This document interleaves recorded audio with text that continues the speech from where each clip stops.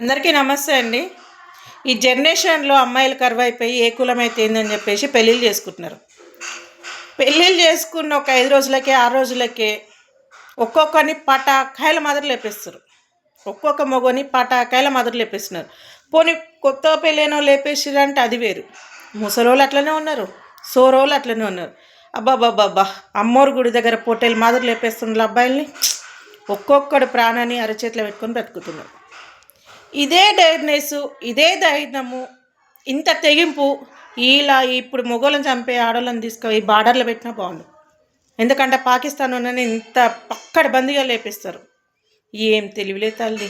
మీకు తెలివిలు తగలయ్యా. ఆ బార్డర్‌లో ఉన్నోళ్ళని తీసేసి మిమ్మల్ని పెట్టాలి. 100% మిమ్మల్ని పెట్టాలి. మీరు కరెక్టు. టెక్నాలజీ వాడి మాత్రం లేపేస్తుర్రు. అరే! ఒక్కటి జరుగుతుంటే ఇంకోటి కూడా మీకెందుకు ఆలోచన రావట్లేదు? దొరికిపోతామని. ఏం సంపుడే. మొగోళ్ళ మీద ఇంత కచ్చ కట్టి పడేరింది మీరు. చెప్తున్నాగా మిమ్మల్ని తీసుకొని బార్డర్‌లో పెట్టాలి. మిమ్మల్ని తీసుకొని బార్డర్‌లో పెట్టాలి. అబ్బబ్బా! మొగోళ్ళనైతే పటాకాయల మాదిరి లేపేస్తుర్రు. మొగోళ్ళ మీద చాలా మంది కక్ష కట్టినట్టుంది. పెళ్ళి చేసుకుంటేనేమో వీడు చంపుతాడు. చేసుకో అని తండ్రి చంపుతాడు. పెళ్ళి చేసుకుంటేనేమో ఇది చంపుతుంది.